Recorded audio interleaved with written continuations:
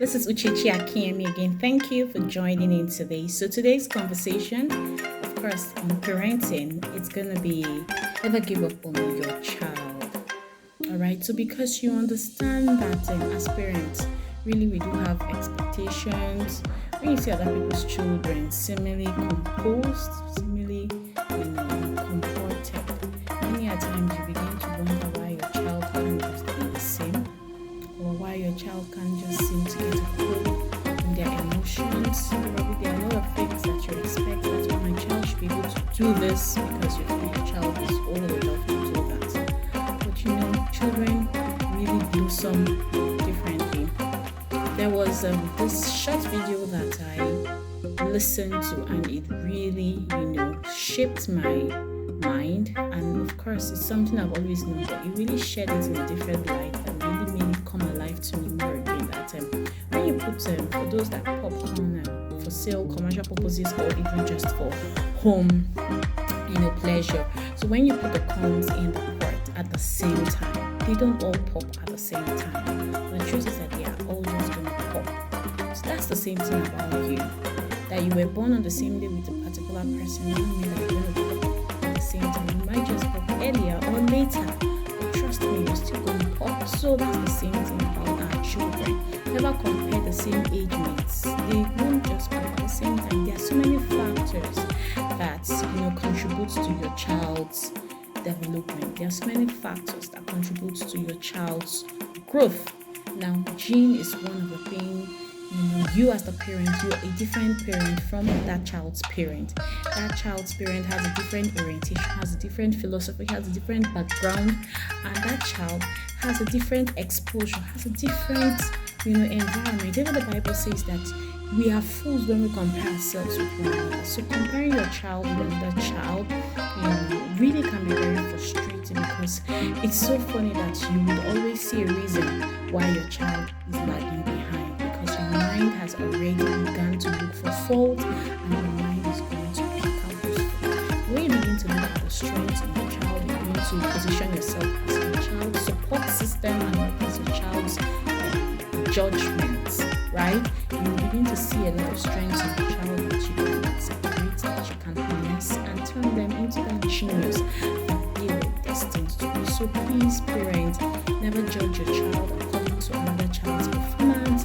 Just look at your unique child, of course, because it's not it's not you that decide the kind of child that you want. So frustrating yourself just because you feel that the other child, is a better child than yours, wouldn't even solve anything, and you will just waste all the creative times that you should have helped to, harness your child's strength and help your child become the best version of him or herself.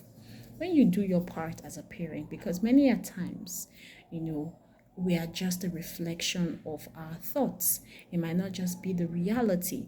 And that particular child that you're beginning to pick faults here and there could just be one child that another parent is really admiring and like, oh, I really love your daughter, I really love your son, I love how he's this, and they begin to talk about their strengths that you have been so blind not to have taken note of. And then you begin to realize that, oh, you're not valuing the gold that you have. So as parents, we can really get caught up into that comparison mode.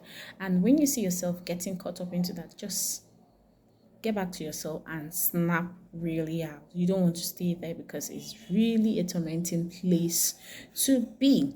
At the end of the day, if you do your part as a parent, work on your emotions, because it might just be your emotions that are triggering all of those unwholesome feeling. It could just be something from your past that is reminding you of your weakness, and because you're so conscious of your weakness, you might just begin to see that same weakness of yours in your child.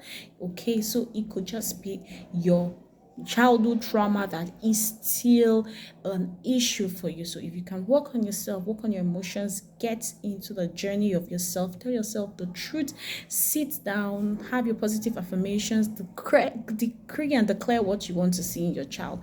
I think that would be a better and a more constructive way to go about it, because you can't even lease your child over to another, or you can't exchange that child, right? So it's It's only normal and it's only logical for you to accept and begin to work with that unique child. Study the child, understand what makes your child tick, understand what you can do specially, and partner with God to give you patterns to nurture that special child that He has given to you. And of course, God chose you to be the best vessel to bring forth that child. So it's for a purpose. You got it. You can do it, and I'm rooting here for you.